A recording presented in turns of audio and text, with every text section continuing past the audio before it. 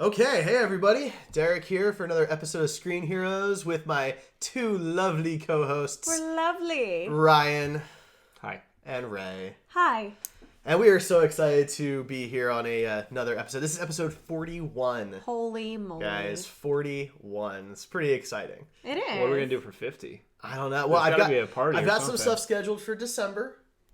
You guys You two can finally do that nude love scene you've been talking about. We have been talking about over that. the radio. Someone's gonna have to. You're gonna have to listen to that. Oh, I'm narrating. Rachel is gonna edit it. It is going to be so steamy. Now Twitch got some updates, and so the console looks a little bit different. I'm still running the chat on Twitch. For those who don't know, by now we do this live every Tuesday night at 8 p.m. Central at twitch.tv/griddaily. And those who join us for the live stream can make comments and post questions in chat, and we try to get to all of those. And there might be an issue with it because it keeps saying exited host mode. And I don't know what that means because it's never done that before, so we'll find out if that becomes an issue later on. But we are live. I can see us, so hopefully other people can as well. What are we talking about today, guys? We're talking about Tim Burton, and mainly because Miss Peregrine came out this last week. But it's just a good topic in general. Right. Tim Burton, whether you like him or not, he's one of the most prolific directors of our time currently. He is one of the few directors that work from both original material and adaptations, and we're going to talk a lot about that tonight. We've lost Eric. Nope, sorry, just checking on Twitch. We're good. So, the full title of his latest movie is Miss Peregrine's Home for Peculiar Children. Yes. I thought it was Miss Peregrine's Home of X-Men. Of quirky X-Men. Yes. Is really what it of is. the odd men. So In the before, Google invitation I sent him last week, it was Miss Peregrine's Silly Bastards. okay. I like it. At least they I were liked it. glorious. I thought it was funny. They were not Inglorious Bastards. Yes.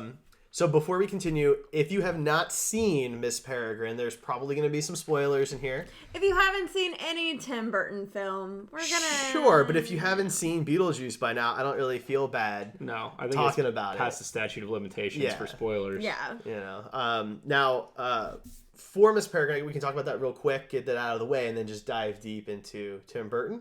Sound good? Sure. I mean, I have some things I can say about Miss Peregrine, so I mean, Same I'm here. sure we all do. Okay. Yeah, So, for those who don't know, it came out this past weekend, very true. and brought in $28.87 million opening weekend. Doesn't sound like a lot, but it did take first place. It beat out the new Mark Wahlberg movie, Deepwater Horizon. Which got phenomenal reviews. Yeah, I kind of want to see it. You're alone on that one. It's Marky Mark. I'm good. That's a good reason to not go see it in most cases. I like Mark Wahlberg. Okay, so you go see it. Ryan and I are going to do something more fun and make fun of you. I mean, realistically, we fine. could like stab ourselves in the ears, and that Yeah, would probably be a yeah. good Yeah. good thing. That'd be more fun. Moving on. Now, Deepwater brought in $20 million, but the interesting thing is that both these movies actually knocked out Magnificent Seven, Yes. which only brought in 15.6 this past weekend. It's brought in about 60 domestically, which is definitely not its budget. So Miss Peregrine had $110 million to play with, which is a pretty sizable budget considering that it doesn't have a ton of A-list stars in it. How did you guys feel about the movie? Well, let's talk about the pros first. It was gorgeous. But I've never seen a Tim Burton film that wasn't beautiful to look at. You obviously didn't see Dark Shadows. I did not see did. Dark Shadow. Not beautiful. I don't know. It's a Tim Burton movie. It's like a small town in Maine, so I guess if you think that's beautiful, then sure. Tim Burton movies almost all look exactly the same, which is one thing I give this a bonus for, because I don't think Miss Peregrine looked much like a Tim Burton It did not. But everything else on this list, I mean, we have most of his notable movies out here, and pretty much everything on this list looks like a Tim Burton movie. That's not incredibly fair just because he has a style. I mean, I can spot a Scorsese film and a Tarantino film. I didn't mean it as a negative because Christopher Nolan has a style and Zack Snyder has a style. But I liked that Miss Peregrine didn't straight off the bat look like a Tim Burton movie. The houses were normal houses. You know, the buildings were normal. The cars were normal. The clothes were normal. Right. they weren't like off the, Nightmare Before Christmas or something. Beaten path. Well, that's another thing. The costumes were really cool. Most of the special effects were really well done. Of course, the peculiar kids are, for a lack of a better term, they're cute little mutants. Some of them not so cute. And a lot of their powers involved incredible special effects, including Miss Peregrine herself. So those were my favorites. What Eva did you Green. think then, if we're talking about special effects, what did you think of the big creatures? I'm drawing a blank on what they're called. The all of a sudden. hologas.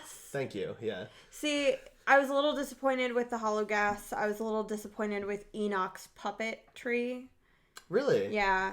You didn't like that? I didn't. Okay. I felt that right there was very Tim Burton-y. It felt just like when the sculptures come alive in Beetlejuice, and that took me out of it because the rest of the film didn't look like that. Okay. So that's just my opinion. Ryan, how about you?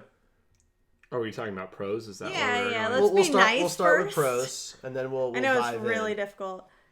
I mean, it was all right, so that's a pro. It wasn't like terrible. What did you think of the cast then? I mean, it still had a pretty solid cast for the main characters. I mean, True. Eva Green as Miss Peregrine was good. I mean, she's good, a good actress, and she was good in this movie. I think I would probably like to see more of a focus on her and less on Asa Butterfield, who I liked in Ender's Game, and so I was really disappointed in this. I liked him in Hugo. I don't think I saw that. Yeah, I haven't seen Hugo. But he was good. He was good in Ender's Game. That was, I think, his first leading role, or his first role in general in Hollywood. And I read that book, and I loved that book, and I thought he did a good job for the character. But in this movie, he was just, like, boring and not good.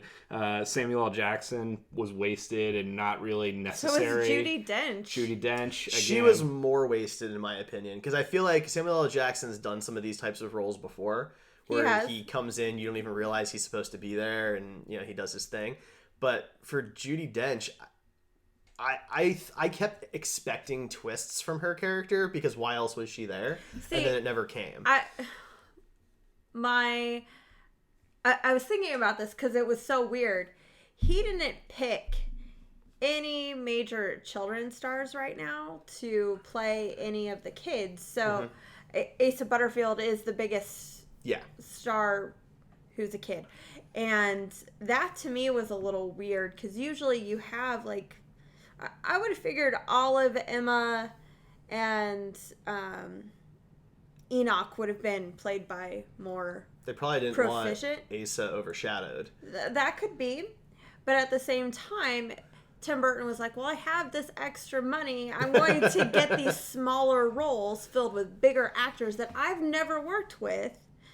And That's another pro. No Johnny Depp, no Helena Bonham Carter. That was great. Yeah. I liked that. Because they could have easily given Samuel L. Jackson's role to Johnny Depp. And totally. Helena could have gotten Miss Peregrine. Yeah. Or Miss Eversett. Really, that would have been, Now that would have been interesting, wouldn't it have? If Johnny Depp and Helena Bonham Carter played the same character. It probably, They could have done it. This was the movie. I think I would have preferred Johnny Depp, though, in Samuel L. Jackson's role rather than Samuel L. Jackson. What did he bring that another actor couldn't bring? The character was not, like, superbly written. It was kind of boring. I mean, he was very one-dimensional. You don't need an actor of Samuel L. Jackson's caliber. I agree with that. By any stretch of the imagination. It was a very similar character to Kingsman, only it was done... Like, I feel like the role was meant to do the exact same thing, but it was so much worse. Like, the way Kingsman came off was so good. It was out of left field and very surprising, and I thought it had a really good dynamic with the rest of the movie, whereas this one, I just didn't care. And, you weren't invested in him Yeah. at all. Like, who cares? I didn't gonna care eat some that eyeballs and Allison Janney was the same as Rupert Everett as Samuel L. Jackson. I didn't care at all. But fair enough. So here's my thought on it when it comes to the large con of it. I had an issue with the movie, and I didn't know why. I walked away from it having no idea what was missing. And I thought about it, and it has no soul. It has no heart that Tim Burton movies have. I think it's fair to say that he's gone a bit downhill in the last 10, 15 years compared to the early 90s, late 80s stuff he did. And some of those movies, they still had soul in it. A lot of people hate Charlie and the Chocolate Factory, but you could tell he really loves that story. And he put his whole effort into it. I feel like this was phoned in. See, I think that I agree with most of that. I don't think he phoned it in. I think he was desperately trying to do something different. Well, I feel like he took Ransom Riggs' story, he read it, he liked it, and then he just put word for word up on the page, up on the screen. There was no added love to it. We've slammed so many writers and directors for steering too far away from the book. Maybe he was trying to not do that. Maybe he was trying to take a legitimately good story. I hear Emma is an incredibly different character in the book. I have no idea why. Everything else I hear is pretty spot on. But I have to say I've never read the Ransom Riggs novel, so I can't say anything about that. We do have a couple things in chat. Ooh, chat. So first off, it's Mother Uckus, because we've got some Flight of the Conchords fans out there, thought that Samuel L. Jackson was kind of a weird villain with too much levity. And I kind of feel like that's what we're getting from him a lot in these types of roles. As much as we loved It worked Kingsman, in Kingsman. It worked. It did not work in this movie. Kingsman was... They couldn't decide on the tone in this movie, I think, was part of the problem. Some of the actors thought it was supposed to be funny, and some of the actors thought it was supposed to be dark, and some of the actors... Are you going cute? Are you going scary? Is this a family film? He's done it better. Tim Burton has done it better. Yeah. And, this was not a good movie because of it. And, some people are surprised with the way they killed off Judi Dench's character. Now, I love her. She is one of my favorite actors. As far as, her role as M in James Bond, I thought she was the best. But yeah, in this role, because of who she is, I kept expecting something bigger from the character. I thought she was going to betray them. Yeah, how was she the only one that survived? She must be in on it, or so. I kept waiting for this big reveal. When it turns out they just paid a big actor to play a small role. And that was it. Disappointing because it wasn't a cameo; it was distracting. Yeah, versus Samuel L. Jackson. As soon as he shows up, he's the villain. So that wasn't distracting for me, whether or not the character was good or bad. Judi Dench was distracting from the rest of the story. That's completely fair. Yeah. So let's maybe talk a bit about the kids, because there's a lot of kids and there's some X-Men jokes to be played in there.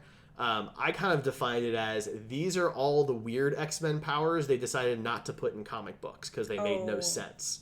Except a lot of them have been, I feel like some of those... Not all of them, obviously, but a few of them are a little odd, like the Bee Kid. I liked him. See, I like the ones that you didn't know anything about, really, except for their powers.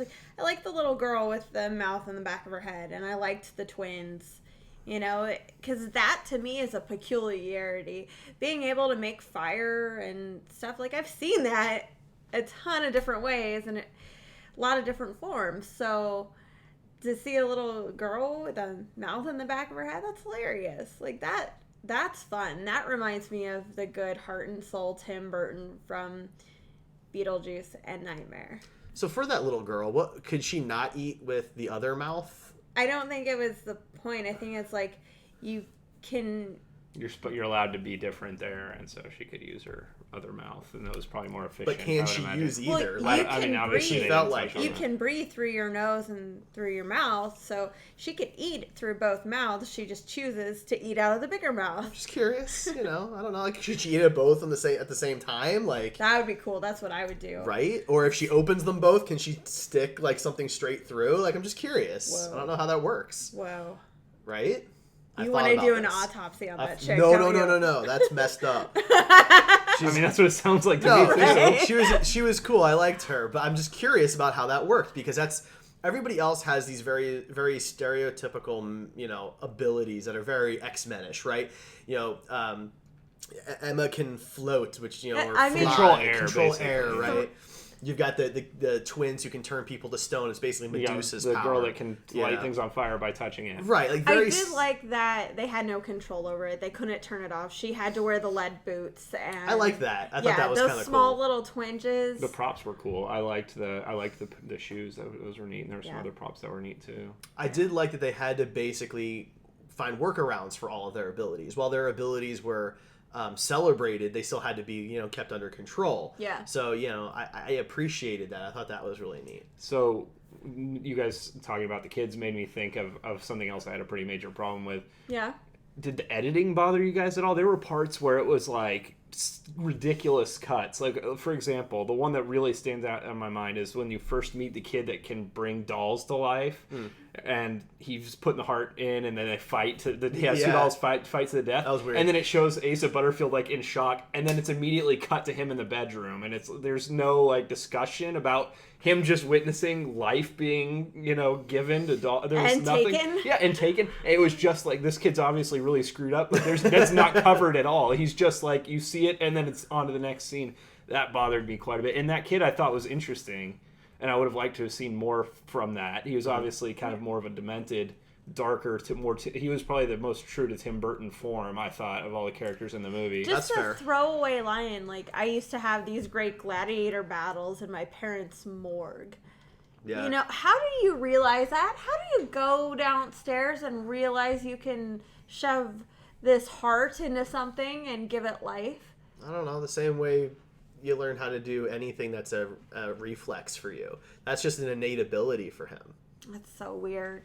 See, to me, I equate it with the people that figured out you can get high off of licking toads. Like, somebody had to I dare you, and there you That's go. probably what it was. I dare you to touch that heart, and it No, starts not pumping in that in case. I his meant hand. the frog or- thing. I think No, I he got probably that. he had some instinctual sense about the thing that he knew that he could do. Did that. the ship bother you guys at all? Like magically, the ship that's been sunk for 100 years, that annoyed she could me. blow all the air out of Yeah. it, and it's fixed. All these kids know how to fix a boat. The blowing the air out of it, I could buy. Fine.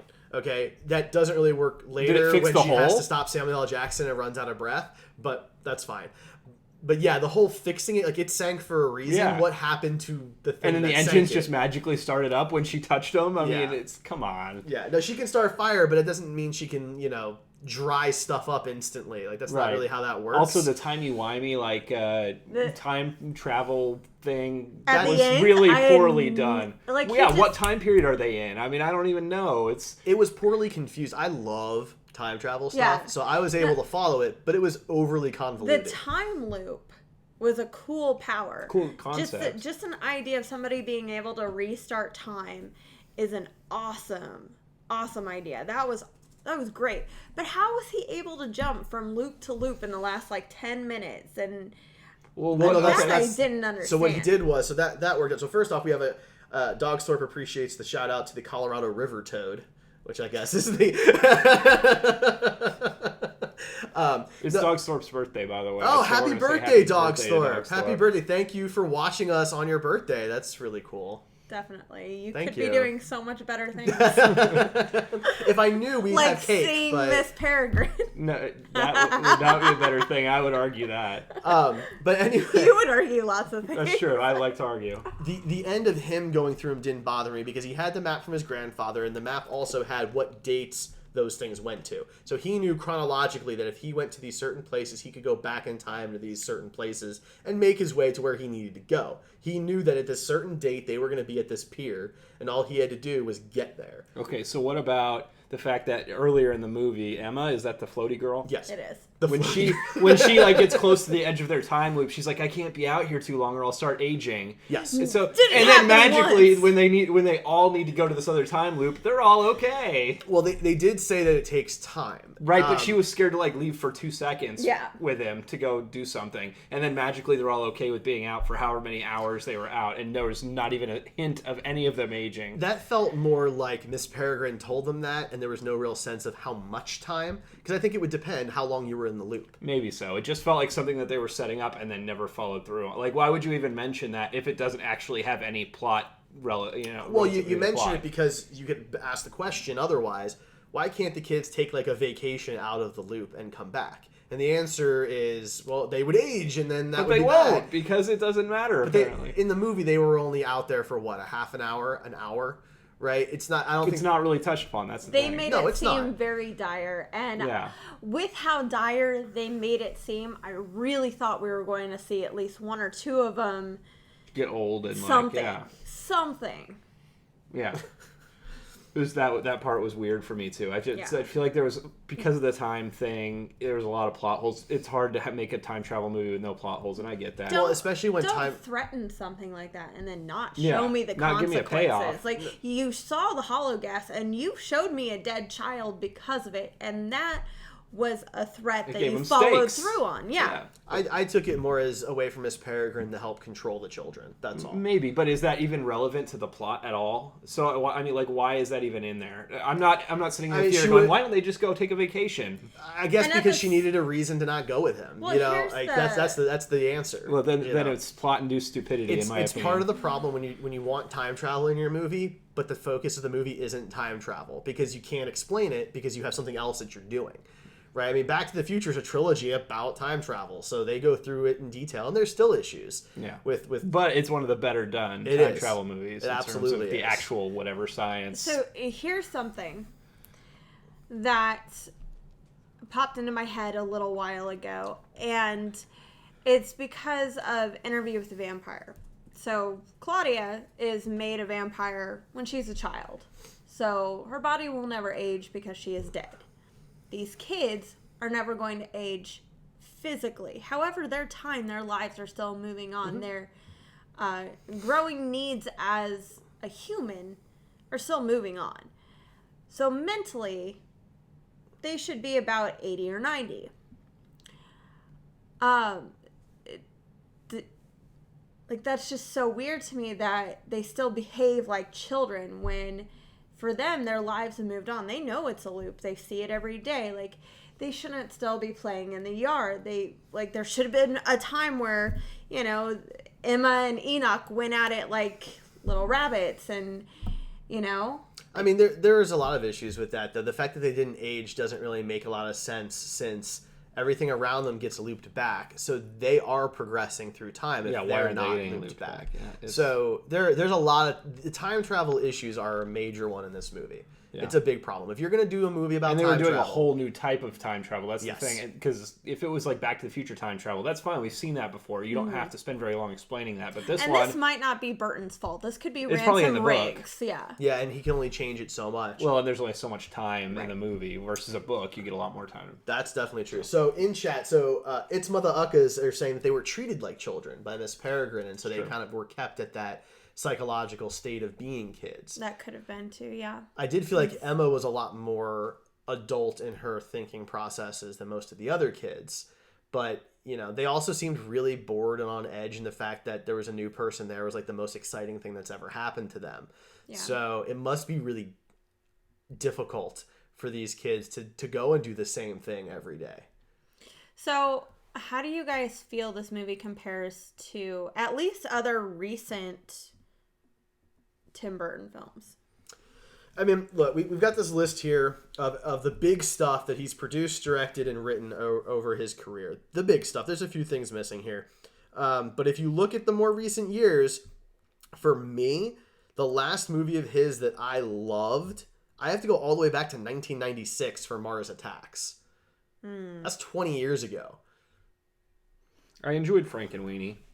I didn't see it. I missed that one. I would sadly recommend checking it enough. out. But again, it's like his claymation movies, and he does a good job with Yeah. those. It's easy to maintain the tone you expect from The Tim Burton. three of those, I know he didn't direct Nightmare. That was done by Henry Selick. And it was only because he was also doing Batman Returns at the time, and he couldn't dedicate his time to a big budget superhero film and a claymation original picture. But he wrote all three of the claymation films. They were all based off of his own poems, and I just feel like his original work, Edward Scissorhands, Beetlejuice, Mars Attacks, and Big Fish, plus those three, they just had a lot more heart than his adaptations. Like Planet of the Apes was bad. It's painful to watch. Well, the actual apes look cool, and like the scenery looks cool. Oh, but yeah. the movie itself, no. Given the special effects were solid.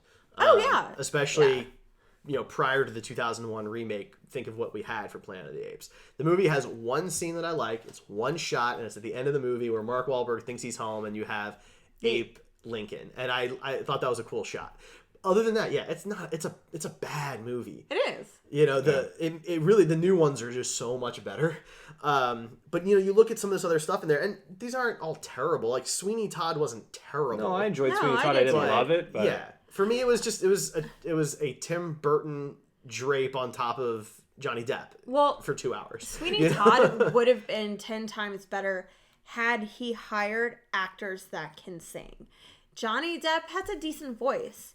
And Helena Bonham Carter probably sings really sweet lullabies to her children. However, they are not Broadway singers, and that is a Broadway Stephen Sondheim play. Now, everybody around them, including Alan Rickman, had solid voices. Yeah. Not them. Yeah. Like, they shouldn't have been the leads. Now, if we look at some of his movies, his entire career, they're all fairly unique movies. The most normal thing on this list is Batman. That's the most normal thing on the list.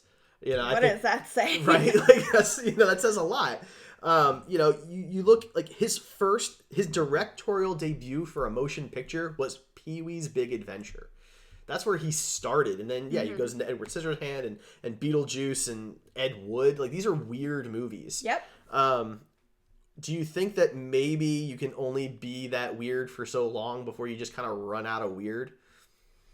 I don't think so. I mean, Frankenweenie was weird. Some of these other movies that he's done recently. Alice in Wonderland was weird. I hated it. It was a bad movie, but it was weird. Well, I'm saying, but not weirdly good. Right. Maybe that's what I'm saying. Is that the problem? Is that he's trying to recapture his older spirit, and it doesn't really work, in my opinion. But there were people. That movie made over $1 billion. Alice in Wonderland did. So surely people loved it. Apparently, I would like to talk to some of those people because I don't. There were parts that were all right. I don't think there were any parts that were really good. It was the source material, they didn't even bother using most of it. And I liked some of the special effects. That's the best thing you could say about it, though. Yeah, and there's only some of them. I didn't even like all of them. The thing about the Fairyland movies where you have the protagonists all grown and they go back, I don't ever find those interesting. People have done the same with Dorothy and Oz and Wendy and Neverland, and it worked for me in Hook. They're not good. That's a different story. An exception. It's the only one I can think of. I don't know why that's different, but think of the tone. It kept. Think of Smee. I mean, the cast was Smee's me. The cast was lightning just struck my brain. Sounds painful. The cast is amazing, right? Yeah. Can we just quote Hook? We're gonna quote Nothing But Hook. Bangarang. Think about that movie though, right? Like that they kept the heart of what Peter Pan was supposed to be, right, while throwing in an A-list cast and pretty awesome sets. So they were able to pull that off. But like Alice in Wonderland is like this dark dystopian.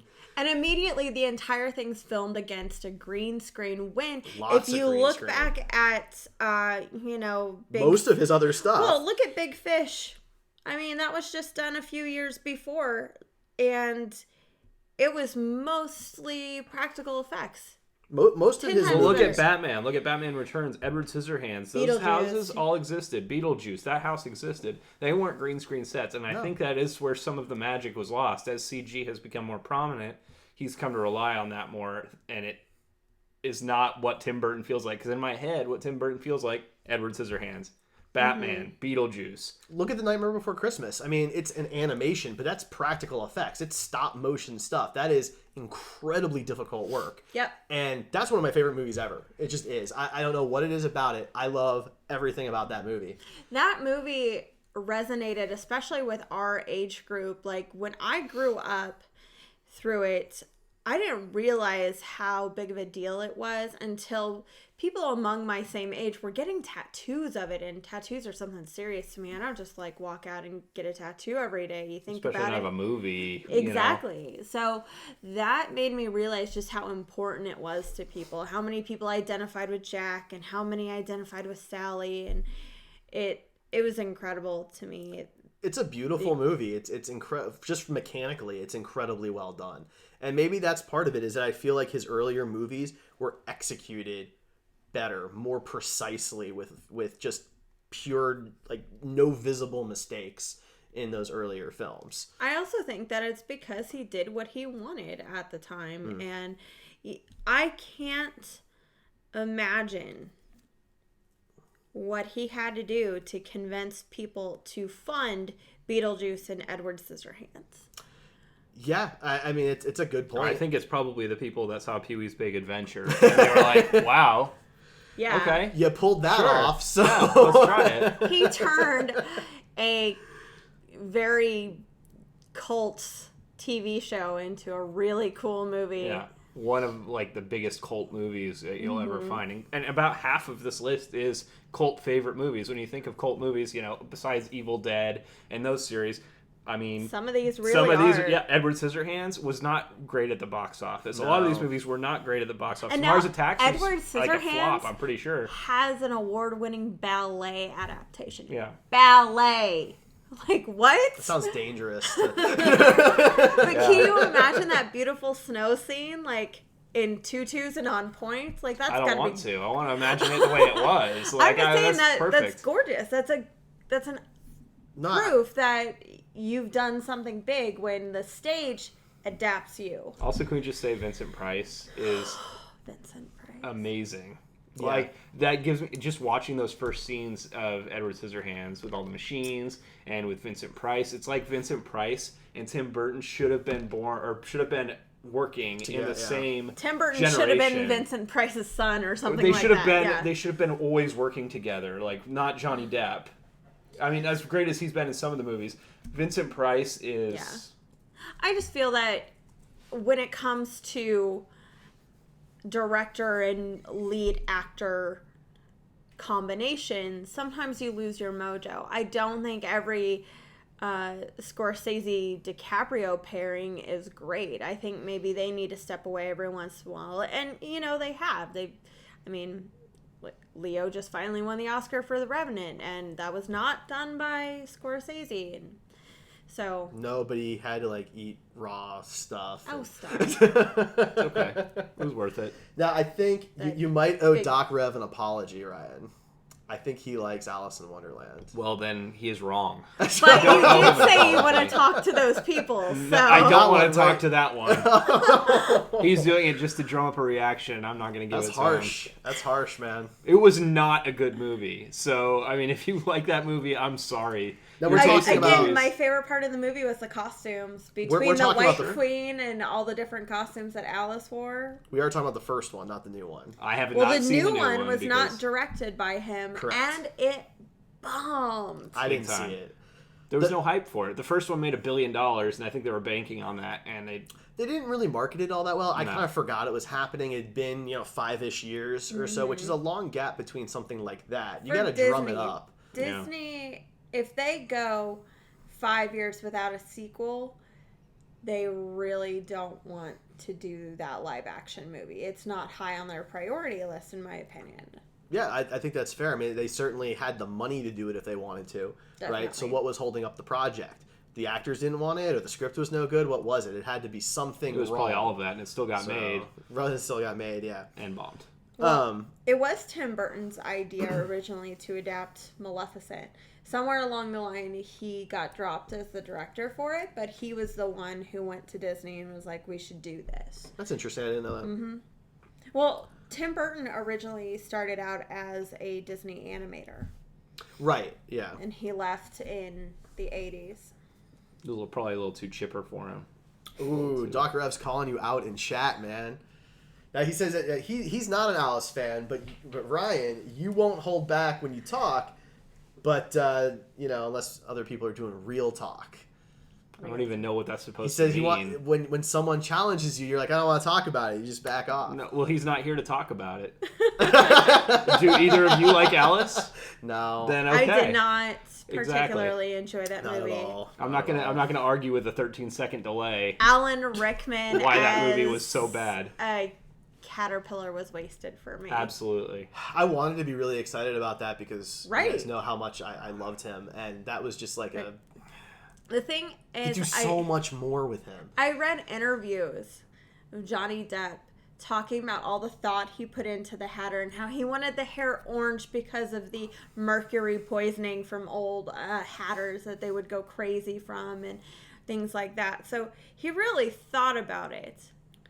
But it was just not either of their best work. No, I wouldn't say it was an effort thing. I mean, I've never seen a Johnny Depp movie where I felt like he didn't put in the effort. Just sometimes the movie's not any good. Yeah. You know, I mean, he's Jack Sparrow. He is an amazing Jack Sparrow. I love the first Pirates of the Caribbean movie. It is brilliant, but they go downhill real fast. And it's not his fault. The movies just kind of fall apart. They're not really meant for that type of storytelling. Jack can only be involved in so much going on in the middle of the ocean. Well, also think about all the other movies based off of the Disney rides, like the Haunted Mansion. Oh man, Eddie Murphy.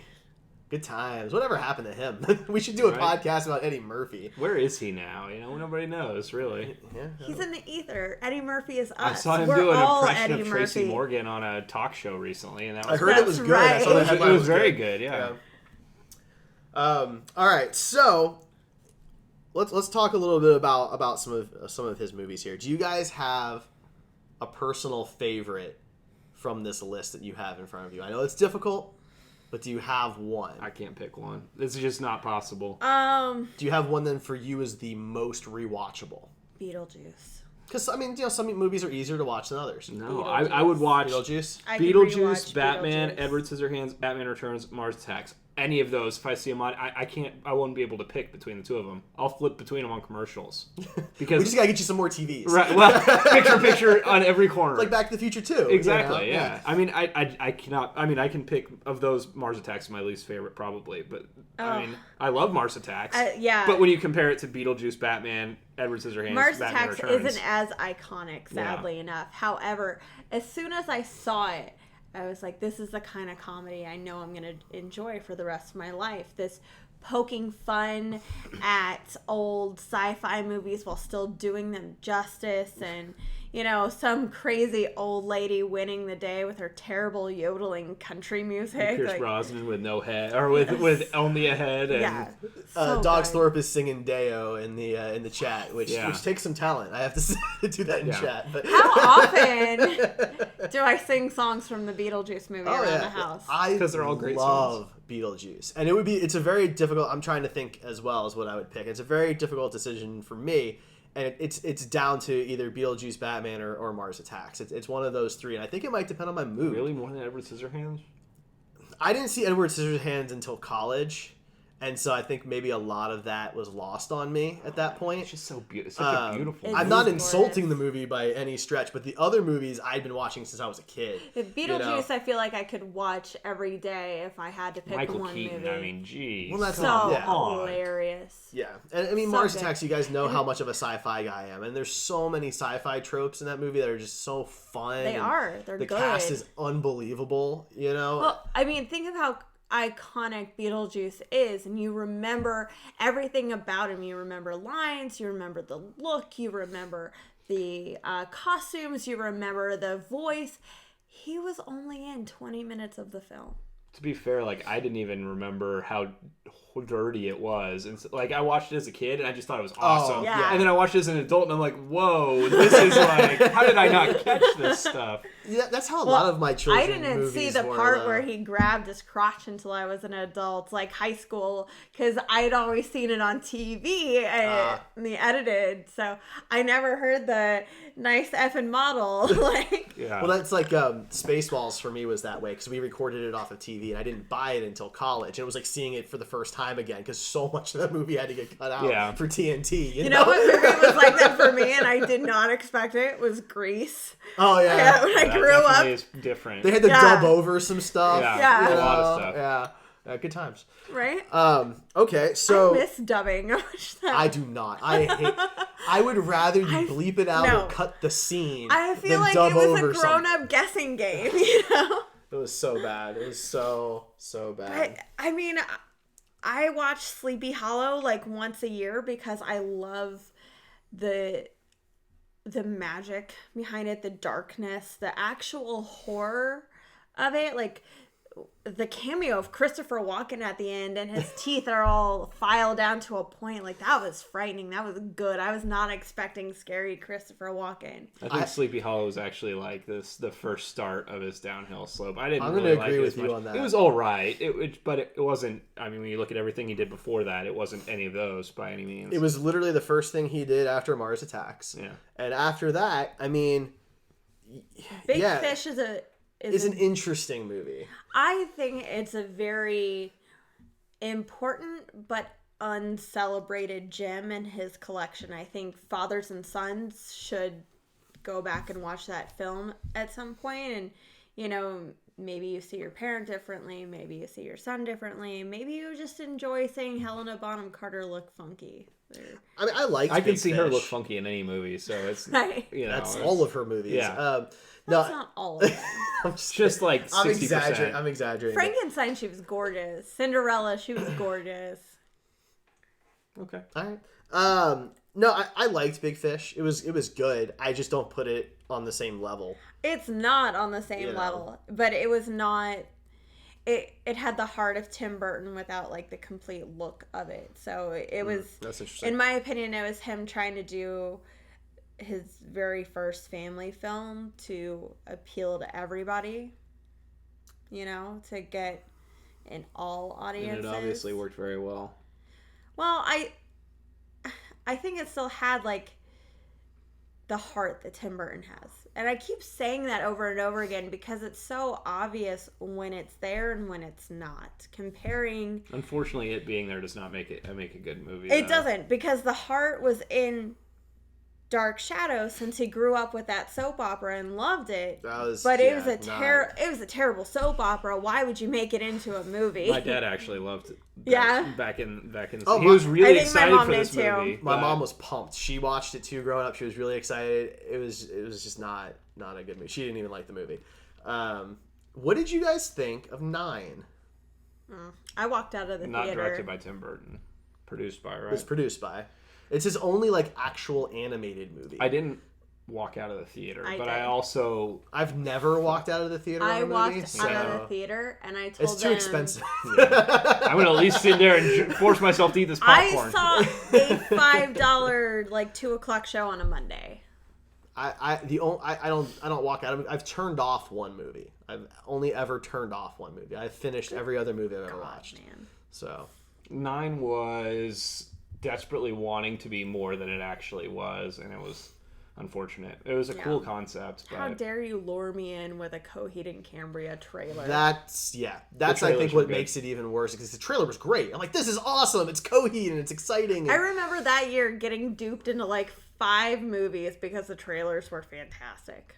How dare you? It's been that way a lot lately. There's good trailers for not so good movies. But now we've got some bad trailers for really good movies. Yeah, that's true. You know, that's a problem in itself. We've seen 2 trailers for the new Jack Reacher movie. One made it look really good, and the other one I was just like, not seeing that pile of crap. It's amazing how, you know, because usually a different company and group of people is in charge of cutting the trailer. It's like a good example is the movie White House Down with Channing Tatum and Jamie Foxx.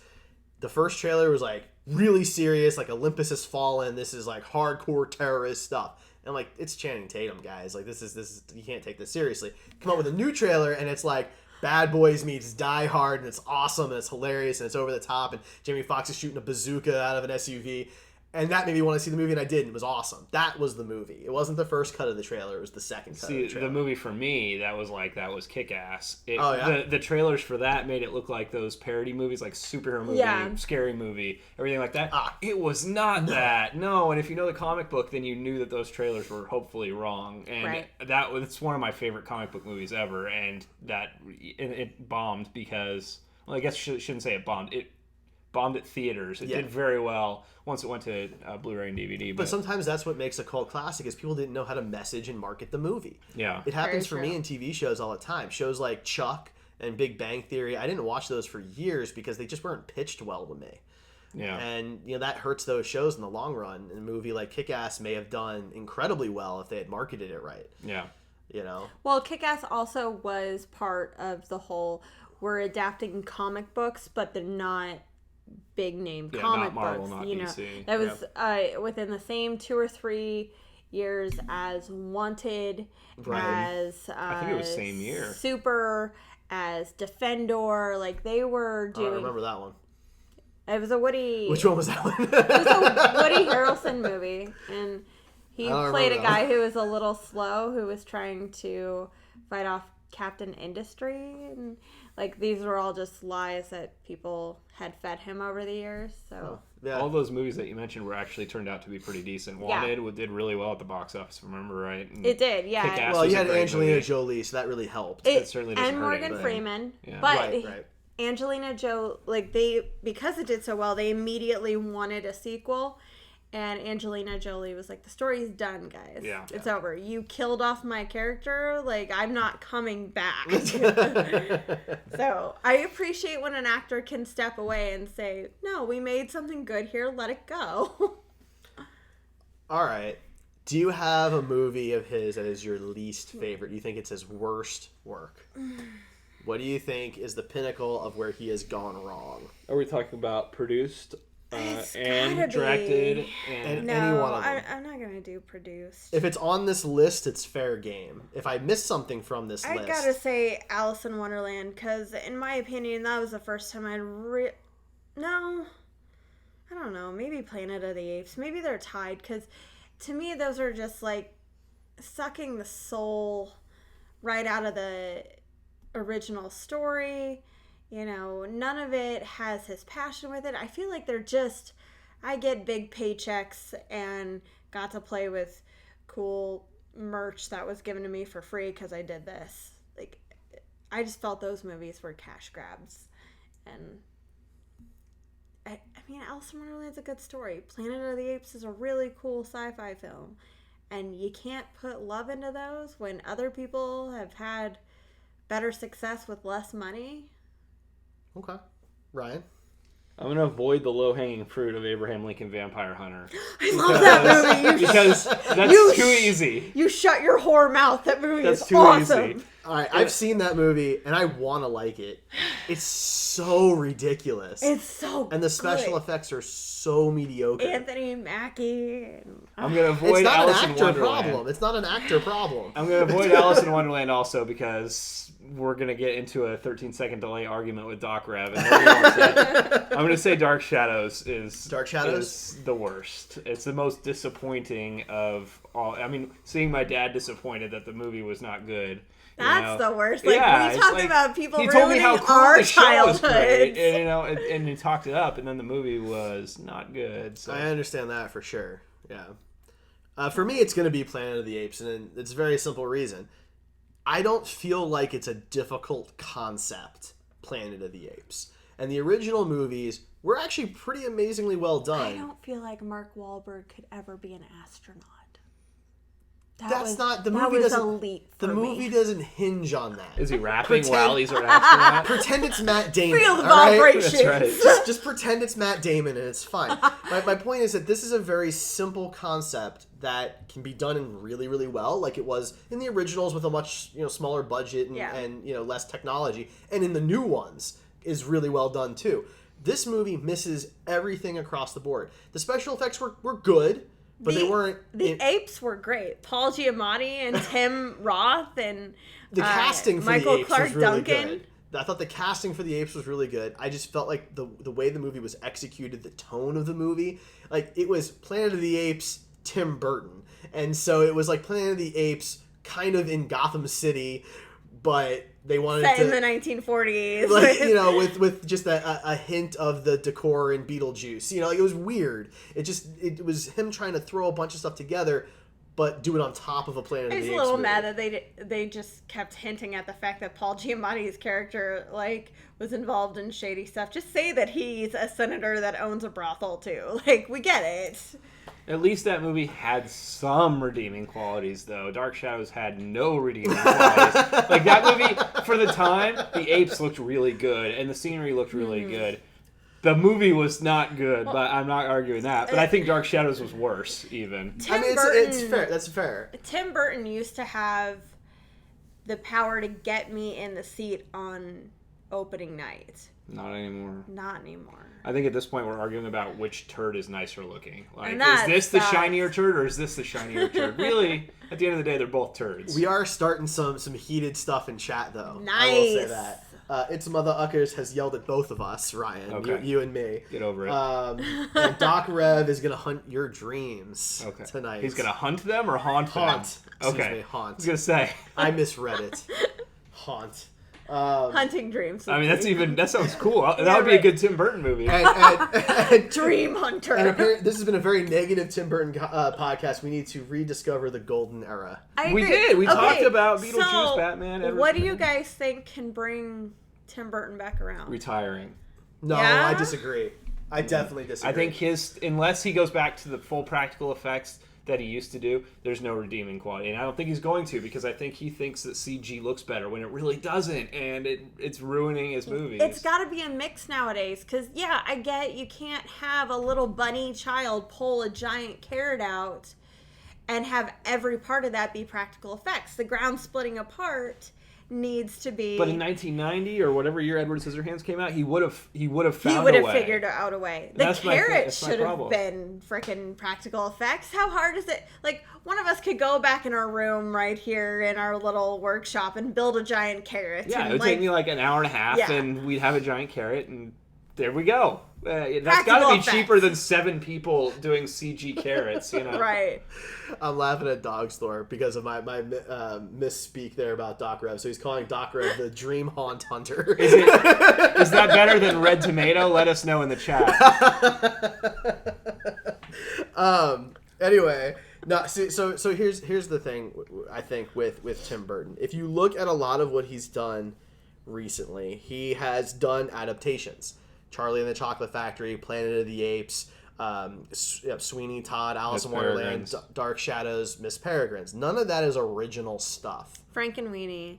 Frankenweenie, though, was... Corpse Bride. Those are outliers, though, because They those are. tie back to Nightmare Before Christmas, which was a very original... Ish. Well... There's the fan theory that they all connect, that they're all the same guy, and I love that. Until he comes out and says that it's not true, I'm just going to believe that it is. Headcanon accepted. Well, look, he's had the opportunity to discount it, and he hasn't done that. So That's because he doesn't care. He either doesn't care. I wouldn't either. He either doesn't care, or it works, so why bother messing with it, and if he's not going to contradict it, right? My point is, though, that those movies are more original and more him. They're his kinds of stories and his kind of universe. He doesn't have to adapt a different universe to his style. And I think that's the big issue, is that, Alice in Wonderland and Planet of the Apes should not look like they did. Those are not Tim Burton universes. But if you look at Edward Scissorhands and Beetlejuice and Nightmare Before Christmas and Mars Attacks, these are very unique films that fit his style. Batman works because Batman is supposed to be creepy like that. Yeah. That worked really, really well for Batman, but that would not have worked for Superman as much as some people think it might have. I don't think it would. Go listen to our podcast where we did our what movie or what were we pitching? I don't remember which episode that was, but we do talk about that in one of the episodes. Justice League Dark, I think. Was it Justice League Dark? Yeah. But I think that, you have to play to his strengths. He has to play to his strengths. And those strengths are practical effects and creepy stories. And that's what you have to stick to. You can't take a story and make it creepy because you want Tim Burton to do it. I think you're forgetting that every single one of those is also very whimsical too. Like, he meshes whimsy and creepy better than any other person on this planet. Well, he used to. He didn't in this movie that we talked about tonight. But again, I think it's because it's an adaptation. He could only do so much, and maybe that was his own fault for wanting to stay as true to the book Batman as possible. was an adaptation. I mean, Batman was an adaptation, but Batman was already closer to that dark His creepiness style. that Tim Burton is good at. That's his area. That's his wheelhouse. That's where he needs to work. And when he steps out of that, it works sometimes. Mars Attacks is not a dark, creepy movie, but it's still a creepy, weird, quirky movie, right? It has lots of those aspects. It's just not dark all the time. my problem with what you're saying is that he's obviously recognized that people have not been going to his movies, and he tried to fix that some with Miss Peregrine. Like we said, he tried to do something different, and it didn't work. And so now, it's closer to what we love than what Dark Shadows and Alice in Wonderland was. it was not as bad as Alice in Wonderland, but Right. it wasn't much better in terms of what he accomplished with the movie. I feel like it's much more watchable. I feel like it's a step that. in the right direction to get him back on track. But does that mean we're going to have 10 movies before we get back to the old Tim Burton? I don't want to see that. At the same time, I don't feel like it's going to be memorable. I don't think that in, a year I'll sit there and be like, I kind of want to watch that again. Well, then they'll be releasing Miss Peregrine 2 Electric Boogaloo. And... All right, so here it is, guys. Here is the big question then. This is where Miss Peregrine United. Yeah, exactly. Miss Peregrine The Last Stand.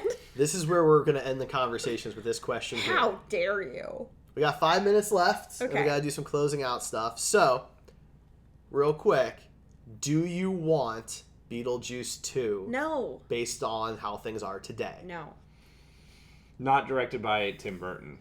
I would love to see... If Michael Keaton comes back, if all the originals come back, and it's somebody other than Tim Burton... Do you want him still to produce it? Sure, he can be a producer, but he's not directing it.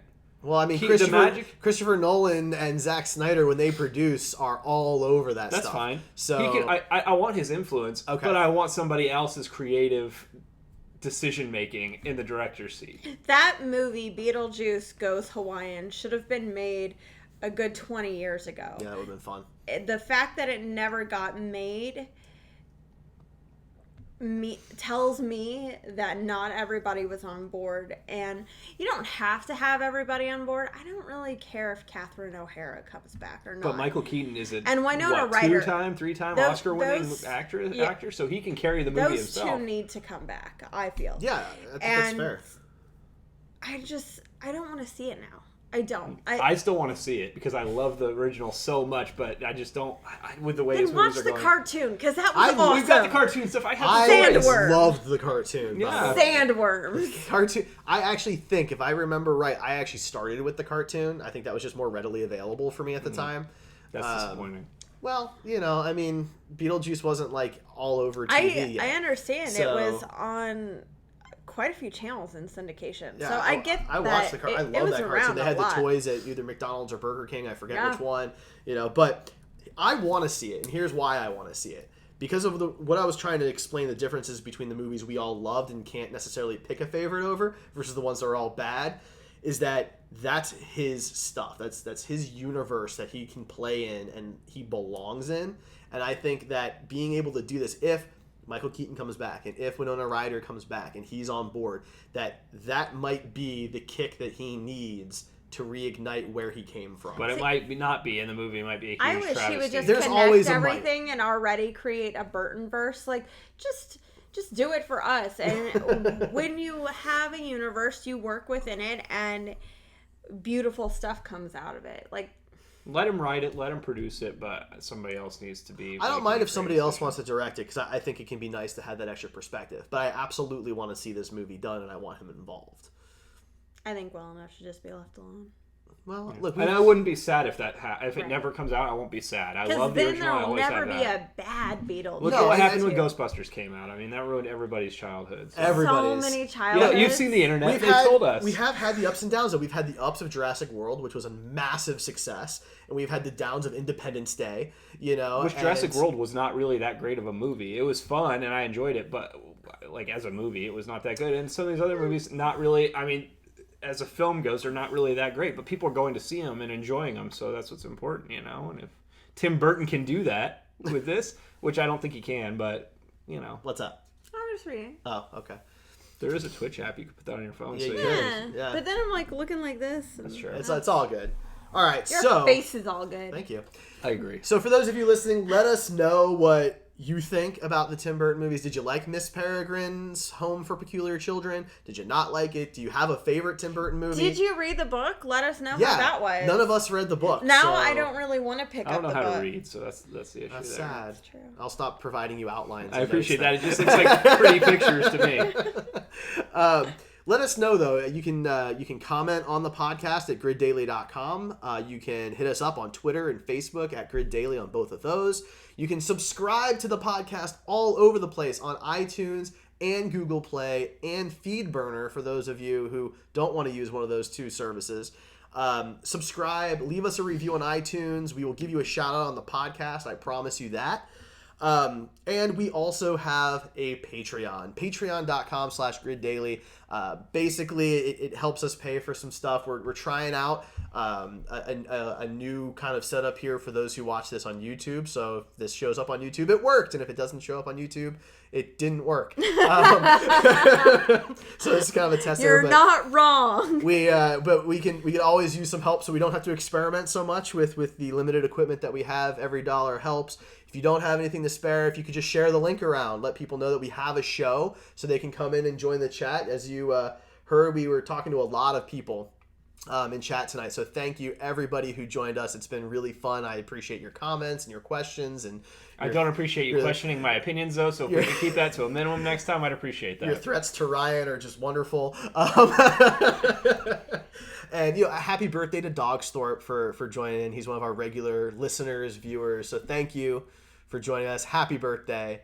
And any closing thoughts, guys? Next week we're doing Luke Cage, so if you haven't watched it, you need to catch up. Yeah, because there will be so many spoilers. That's right. Luke Cage, all 13 episodes. Go to Netflix, watch the show. It's worth it. You have a week. You can do this. You can do it. We believe in you. 2 episodes a day. You got this done. It's worth it. All right. Thanks, everybody. We'll catch you next time. Bye.